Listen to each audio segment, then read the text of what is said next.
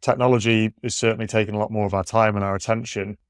What's the social psychology literature starting to say about the modern world's impact on self-control? Because your point is that we regulate ourselves in four areas: our thoughts, our emotions, our impulses, and then we try to regulate performance.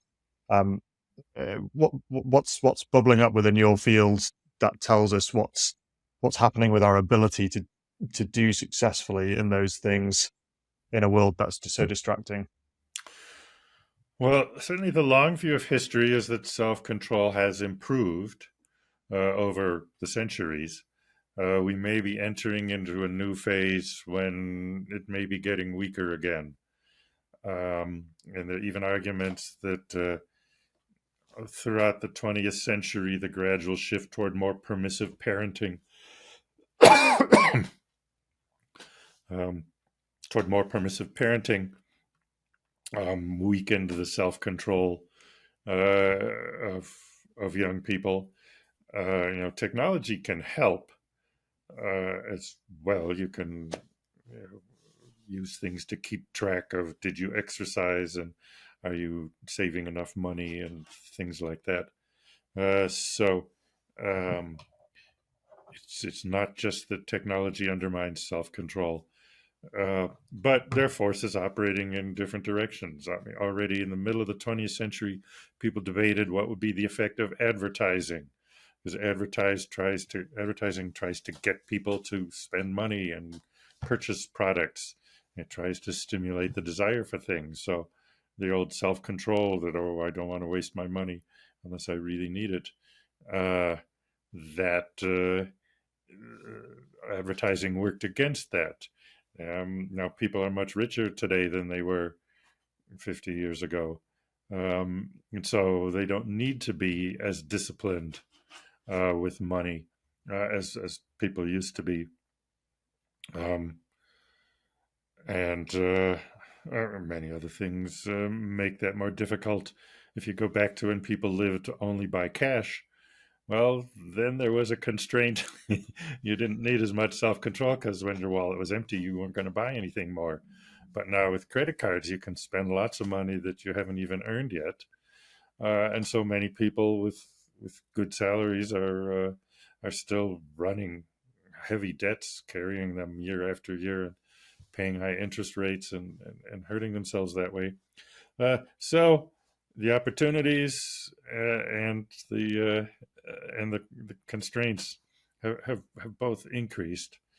Um, as to whether the degree of self control among people today is different than in the past, um, I don't know as much about the UK culture. Living in the USA now, there's certainly lower and lower demands we place on children.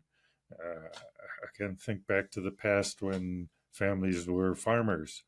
And pretty soon the kids had to start doing chores.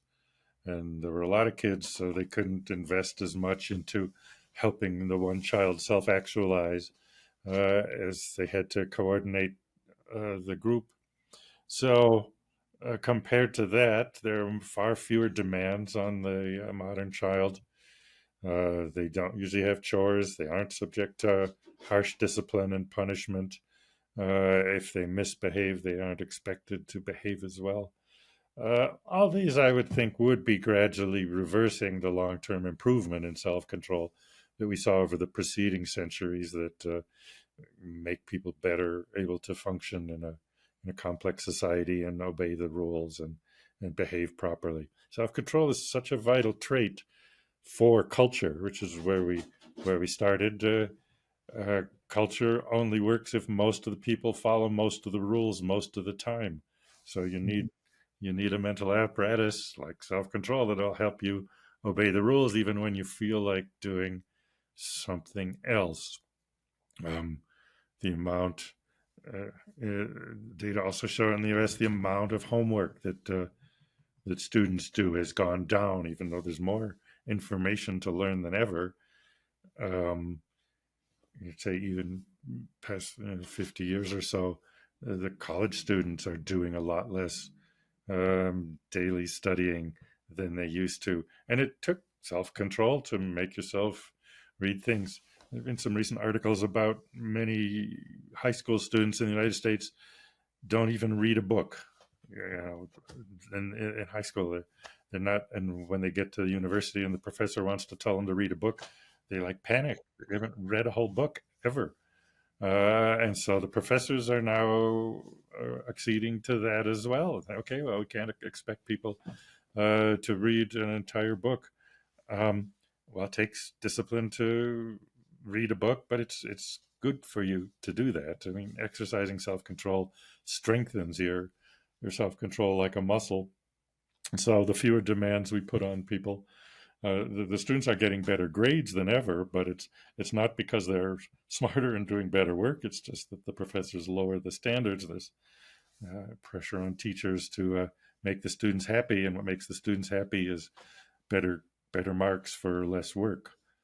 Mm. And so there's a long-term pressure on that that's going to reduce self-control as well. So I see several bases for arguing about a downward trend. I'm not a historian and so on, and so some of that is beyond my expertise. But between the weaker parenting, the less discipline in schools, the less demand, I think we're not raising young people to have as much self-control as we did in the past. And of course, we're talking about millions and millions of people, and so there are plenty all over. This is just a change maybe in the average and in the distribution, but there are plenty of people with good self-discipline still, and there always were plenty with with poor self-discipline.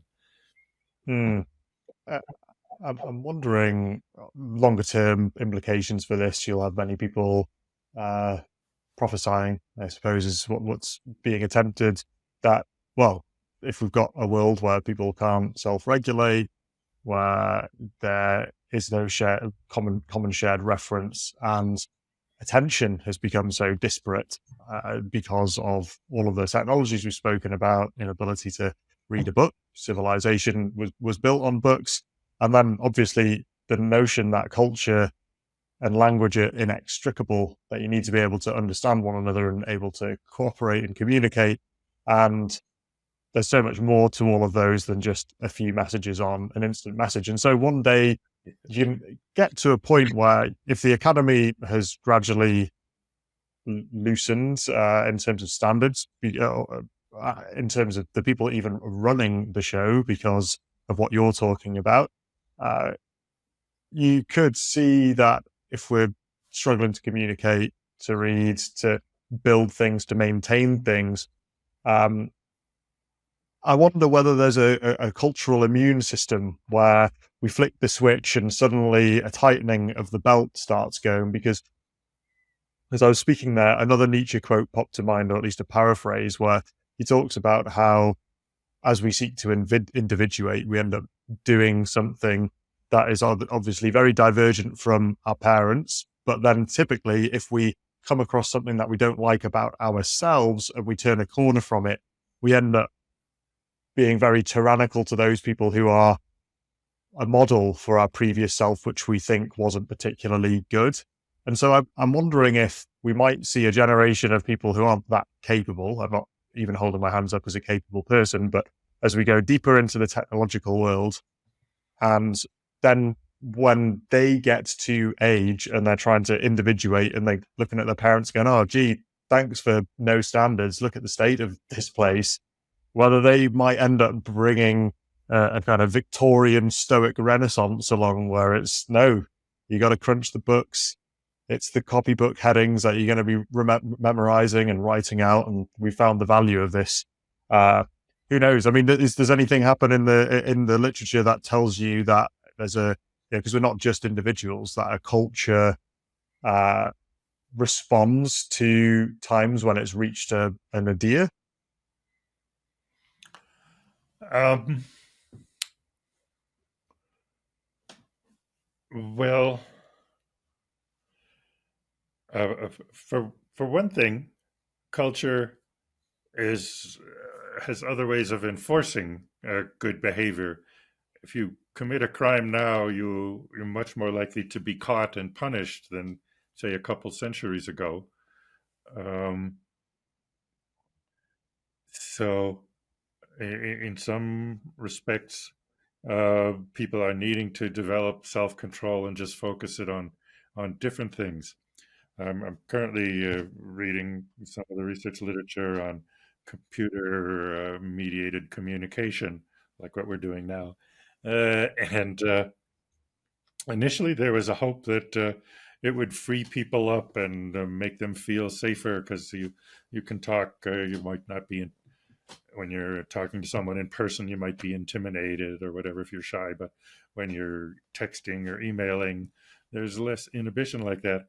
But on the other hand, people are now starting to realize the dangers are perhaps greater online, and so in some ways, people are starting to be more inhibited about what they say, particularly what they write, because it continues to exist forever.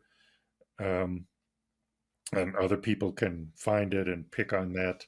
And these online mobs that come and punish people for saying the wrong thing, those are greater dangers than you had back in the day of only face-to-face communication. Um, and then technology likewise can enforce things.